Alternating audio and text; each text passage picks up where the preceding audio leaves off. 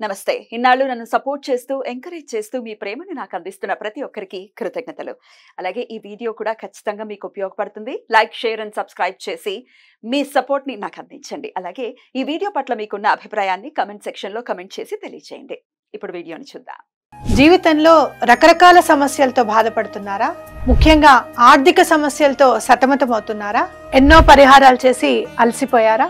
మంచి మార్గం దొరకాలని కోరుకుంటున్నారా? అయితే రండి, విశ్వాన్ని ఎలా అడగాలో తెలుసుకుందాం. లా ఆఫ్ అట్రాక్షన్ క్లాసెస్ మీకోసం మన ఛానల్లో. వివరాల కొరకు సంప్రదించండి. నమస్తే, వెల్కమ్ టు అవర్ ఛానల్. నేను పద్మిని. ప్రస్తుతంతో పాటు ప్రముఖ ఆధ్యాత్మికవేత్త, దత్త ఉపాసకురాలు, శ్రీపాద శ్రీవల్లభ దత్త వ్యవస్థాపకురాలు శ్రీమతి లతా దత్త గారు మనతో పాటు ఉన్నారు. మాట్లాడదాం. అక్క నమస్తే. అక్క నమస్తే రా. జయ గురుదత్త. శ్రీ గురుదత్త.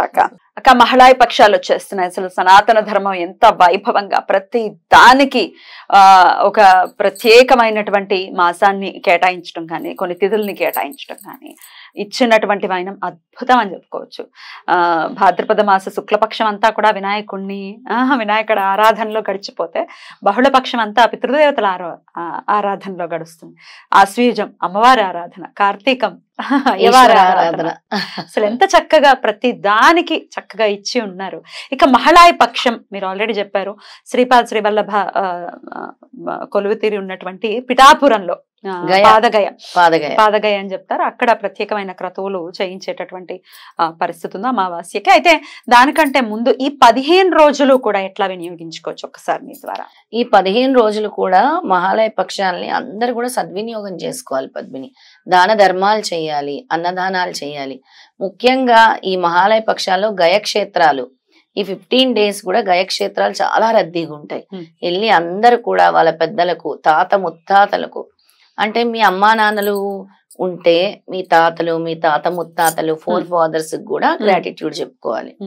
పశుపక్షాదులకు కూడా గ్రాటిట్యూడ్ చెప్పుకోవాలి. ఇప్పుడు నీ ఇంట్లో నువ్వు ఒక పెట్ నువ్వు పెంచుతావు, అది నీ మీద ప్రేమ పెంచుకుంటుంది. దానికి కూడా మనం మన ఫ్యామిలీ మెంబర్ గానే ట్రీట్ చేస్తున్నాం కదా. నేను అలాగే చేశాను గయలో. అవునా? పెట్టుండేదా? అంటే చిన్న లవ్ బర్డ్స్ ఉండేవి, ముద్దుగా లవ్ బర్డ్స్ ఉండేవి. అందరినీ గుర్తు చేసుకోవాలి కదా. అక్కడ అవి లేవా ఇప్పుడు? లేవు అవి లేవు.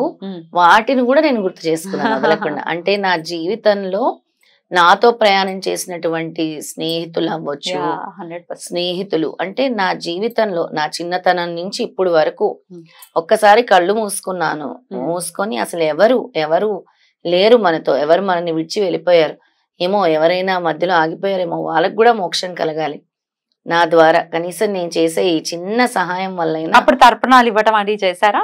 పిండ తర్పణాలు ఎన్నో పిండ తర్పణాలు చేయిస్తారు అక్కడ బోధ్గయలో. అది మెయిన్ గయ కదా, విష్ణు లోకానికి వెళ్తారు.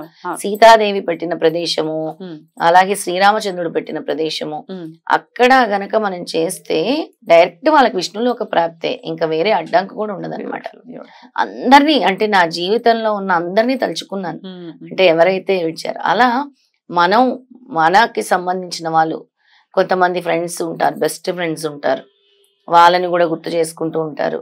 కొంతమంది అక్కలు చెల్లెళ్ళు కూడా సమ్ బ్యాడ్ ఇన్సిడెంట్స్ వల్ల చనిపోతూ ఉంటారు. వాళ్ళ ఆత్మలన్నీ కూడా క్షోభిస్తూ ఉంటాయి. అంటే వాళ్ళకి మోక్షం ఉండదు, రోధిస్తూ ఉంటాయి అన్నమాట. అవన్నీ కూడా మోక్షం కలగాలంటే ఈ మహాలయ పక్షాలని సద్వినియోగం చేసుకోవాలి. వాళ్ళకి తర్పణాలు వదలాలి.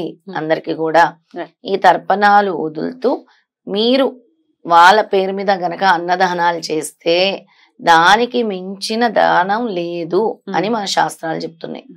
ఆ అన్నదానం చేయటం వల్ల సమస్త దోషాలు కూడా హరిస్తాయి, ఈ పితృదేవతలు శాంతిస్తారు అని కూడా మన సనాతన ధర్మం చెప్తుంది. రైట్. సో 15 రోజులు కూడా చక్కగా అన్నదానాలు ఇవన్నీ చేయలేకపోతున్నాయి. ఇప్పుడు మా అత్తగారు ఒప్పుకోవట్లేదు. ఇప్పుడు ఇద్దరే ఆడపిల్లలు ఉన్న ఇళ్ళు ఉంటాయి, చాలా ఉంటాయి. వాళ్ళ తల్లిదండ్రులకి చెయ్యాలని అనుకుంటారు.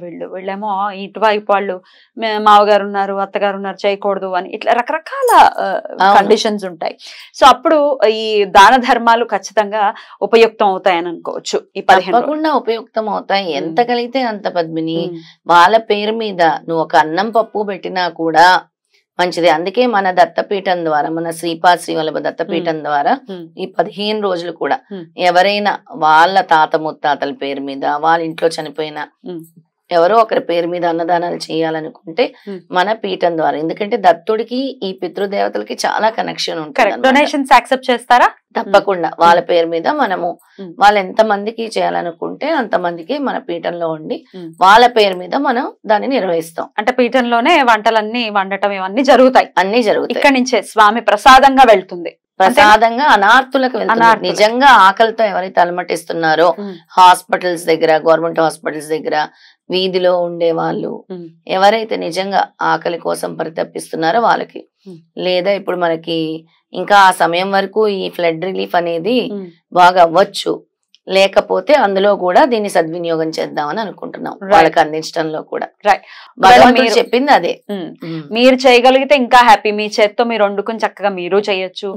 కాని పక్షంలో 15 రోజుల్లో కూడా ఏదో ఒక రోజు, లేకపోతే అసలు 15 స్తోమత ఉంది 15 రోజులు కూడా డొనేట్ చేయొచ్చు. 15 రోజులు కూడా డొనేట్ చేయొచ్చు, ఏదైనా ఒక రోజు చేయొచ్చు. మనం 19వ తారీఖు నుంచి అక్టోబర్ 2 వరకు ఒక్కొక్క రోజు ఒక్కొక్కరు వాళ్ళు చేసి మా పేరు మీద చేయండి అన్నా కూడా మనం వండి నిర్వహిస్తాం. అలా కూడా అన్నదానాలు చేస్తాం వాళ్ళ పేరు మీద. అద్భుతం. అయితే ప్రతి ఏటా కూడా వచ్చేటటువంటి మహాళయ పక్షంలో ఒకవేళ ఇయర్ లో చేయలేదు అని అనుకుంటే, శ్రార్థ కర్మలు చేయలేదు అనుకుంటే మహాళయ పక్షంలో చేసుకుంటుంటారు 15 రోజుల్లో. ఇది వాళ్ళకి గ్రాటిట్యూడ్ చూపించుకోవాల్సిన సమయం. గ్రాటిట్యూడ్ అంటే పెద్దలందరూ కూడా ఎదురు చూస్తూ ఉంటారు, వచ్చి వీళ్ళు నా పేరు తలుస్తున్నారా, కనీసం నన్ను గుర్తుపెట్టుకుంటున్నారా, కనీసం నా కోసం మంచినీళ్ళైనా పెడుతున్నారా, నా పేరైనా స్మరించుకుంటున్నారా అని ఎదురు చూస్తారు. కాబట్టి మీరందరూ కూడా మీ పెద్దల్ని స్మరించుకోవాల్సిన మహాలయ పక్షాల్లోనే స్మరించుకోవాలి. 15 రోజుల్లో కూడా రోజుకో మంచి పని మీరు చేసినా కూడా, మీకు స్తోమత లేకపోతే ఎక్కడైనా మంచినీళ్ళు పంచినా, ఏమైనా చిన్న చిన్న ఫుడ్ ఐటమ్స్ ఇచ్చినా కూడా చాలా మంచిది. రైట్, అద్భుతం అక్క.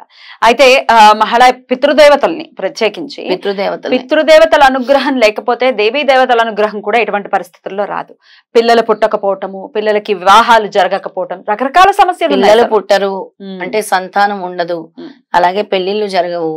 ఉద్యోగాల్లో ఎక్కడ ఉండేవాళ్ళు అక్కడే ఉంటారు, సడన్ గా ఉద్యోగాలు పోవటం జరుగుతుంది, బ్లాకేజెస్ ఉంటాయి, తర్వాత ఆర్థికంగా చాలా డౌన్ ఫాల్ ఉంటారు, ఆకస్మిక మరణాలు జరుగుతాయి. ఒక్కొక్కరి ఇంట్లో పద్మిని షాక్ వింటే, ఈ పితృదోషాలు ఉండే వాళ్ళ ఇళ్లలో సడన్ గా ఇంటి పెద్ద చనిపోవటము, ఆ ఇంట్లో నలుగురు ఉంటే అంటే ఒక ఫ్యామిలీ హ్యాపీగా ఉందనుకో, సడన్ గా ఆ ఇంట్లో 2 చనిపోతారు, తండ్రి కూతురు, తండ్రి కూతురు, తండ్రి కొడుకు, అలా ఎన్ని విన్నామో.